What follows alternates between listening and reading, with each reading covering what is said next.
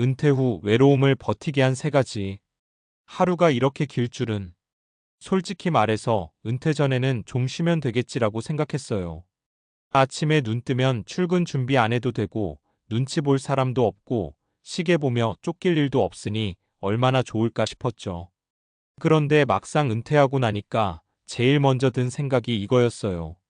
하루가 이렇게 길 줄은 몰랐다. 회사 다닐 때는 하루가 어떻게 가는지도 몰랐잖아요. 회의 한 번, 전화 몇 통, 점심 먹고 나면 벌써 오후고 눈 깜짝하면 퇴근 시간이었죠. 그런데 은퇴 후의 하루는 정반대예요. 아침 7시에 일어났는데 시계를 보니 아직 9시도 안 됐고 점심 먹고 나니 오후 1시 반. 그 뒤로 해질 때까지 남은 시간이 너무 많아서 오히려 버겁더라고요. 외로움은 그렇게 슬금슬금 찾아옵니다. 누가 일부러 괴롭히는 것도 아닌데 대화할 사람이 없고 내가 필요한 사람이 아닌 것 같은 기분이 들면서 마음이 축 처지는 거죠. 이건 성격 문제가 아니고 누구나 겪을 수 있는 은퇴 후 현실이에요. 제가 주변에서 보거나 직접 겪으면서 느낀 게 하나 있어요. 은퇴 후 외로움을 버티는 사람들은 공통적으로 3가지를 가지고 있더라고요. 거창하지 않아도 되는데 이게 있느냐 없느냐에 따라 은퇴 후 삶의 질이 정말 크게 갈립니다. 첫 번째, 사람을 만날 이유를 일부러 만들어둔 사람. 사례 하나 들려드릴게요. 같이 근무하던 선배 한 분이 계셨는데 퇴직하고 나서 동네 작은 도서관에서 주 2회 책 정리 봉사를 시작했어요. 돈도 안 되고 누가 시킨 것도 아닌데 말이죠. 그분 말이 이랬어요. 집에만 있으니까 내가 점점 투명해지는 것 같더라. 근데 도서관 가면 사람들이 나를 선생님이라고 불러줘. 중요한 포인트는 이거예요. 사람을 만나는 명분이 있다는 것. 그냥 친목 모임은 가기 싫어도 봉사든 동호회든 내가 거기 가야 할 이유가 생기면 발걸음이 달라져요. 은퇴 후에는 기다리면 사람이 안 옵니다. 내가 직접 나갈 이유를 만들어야 해요. 두 번째, 하루의 구조를 유지하려고 애쓰는 사람. 두 번째 사례는 제 친구 아버지 얘기예요. 퇴직하고 처음 1년은 거의 무기력 상태였대요. 늦잠 자고 TV 보고 소파에서 졸다 보면 하루가 끝났죠. 그러다 어느 날부터 아침 8시에 무조건 동네를 한 바퀴 걷기 시작했어요. 비가 와도 귀찮아도요. 그 뒤로 오전엔 신문 정리, 오후엔 간단한 운동이나 독서, 일종의 출근표 같은 걸 만든 거죠. 은퇴 후 외로움은 대부분 시간이 흐트러질 때 더 커져요. 아침, 점심, 저녁의 경계가 무너지면 마음도 같이 무너집니다. 회사 다닐 때 싫어하던 규칙이 은퇴 후에는 오히려 사람을 살게 해줘요.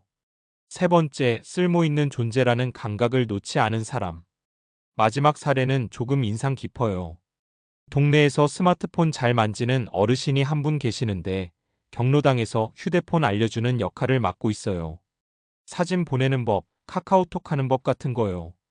그분이 그러더라고요. 이 나이에 누가 나한테 뭘 물어본다는 게 얼마나 고마운지 몰라. 은퇴 후 외로움의 핵심은 고독보다도 쓸모없어졌다는 느낌이에요. 누군가에게 도움이 된다는 감각, 이게 사람을 다시 살아있게 만듭니다. 대단한 전문성이 아니어도 괜찮아요. 내가 조금 먼저 알고 조금 더 해본 것만 있어도 충분해요. 은퇴 준비는 결국 외로움 준비다. 많은 사람들이 은퇴 준비를 돈 이야기로만 생각해요. 물론 중요하죠. 하지만 은퇴 후 정말 오래 남는 건 통장 잔고보다 사람, 시간, 역할이에요. 하루가 길어지는 건 피할 수 없어요. 그 시간을 그냥 견디느냐, 살아내느냐의 차이가 은퇴 후 삶의 질을 만듭니다. 외로움은 약함의 증거가 아니고 변화에 적응하는 과정에서 누구나 겪는 자연스러운 감정이에요. 그래서 은퇴를 앞두고 있다면 또는 이미 은퇴했다면 이 질문부터 스스로에게 던져보면 좋겠습니다. 나는 일주일에 최소 2번 사람을 만날 이유가 있는가? 하루를 시작하고 마무리하는 나만의 리듬이 있는가? 누군가에게 아직 쓸모있는 존재라고 느낄 수 있는가? 이 3가지만 있어도 하루가 이렇게 길 줄은 몰랐다는 말이 어느 순간 그래도 하루가 나쁘진 않다로 바뀌게 됩니다. 은퇴는 끝이 아니라 방식이 바뀐 삶의 시작이니까요. 사실 은퇴 후 외로움은 감정의 문제가 아니라 뇌와 생활 구조의 문제에 더 가깝습니다. 우리가 평생 일하면서 만들어진 뇌의 사용 방식, 호르몬 분비, 사회적 자극 구조가 은퇴와 동시에 한꺼번에 사라지기 때문이죠. 사람을 만날 이유가 있을 때 뇌는 늙지 않는다. 사람을 만나는 게 왜 그렇게 중요할까요? 단순히 외롭지 않아서가 아닙니다. 뇌과학적으로 보면 사회적 상호작용은 뇌를 가장 강하게 자극하는 활동 중 하나예요.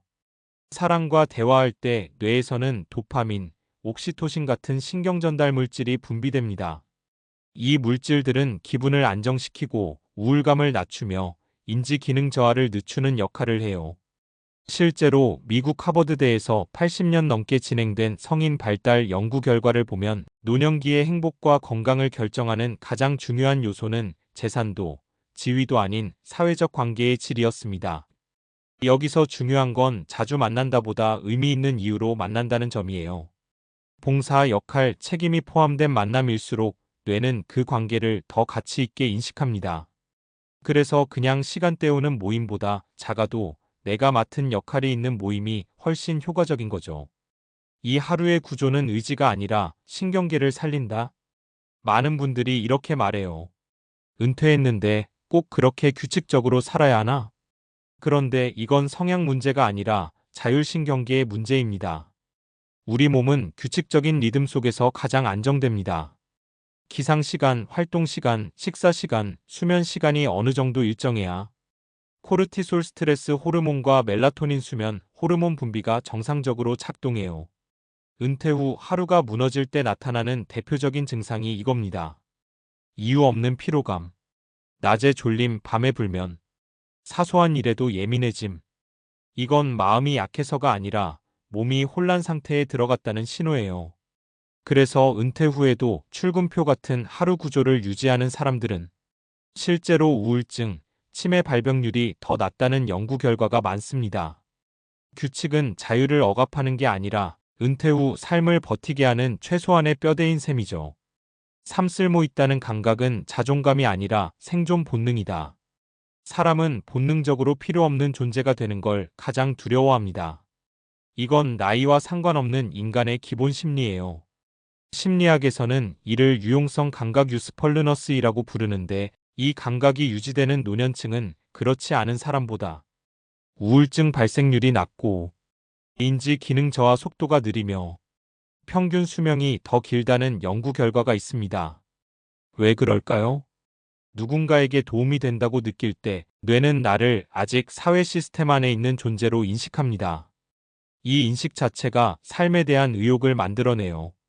중요한 건 이 쓸모가 사회가 정해준 크기일 필요는 없다는 것입니다. 회사에서의 직함, 연봉, 성과 같은 건 은퇴와 함께 사라지지만 경험, 노하우, 인내심, 설명해 줄 수 있는 능력은 그대로 남아있거든요.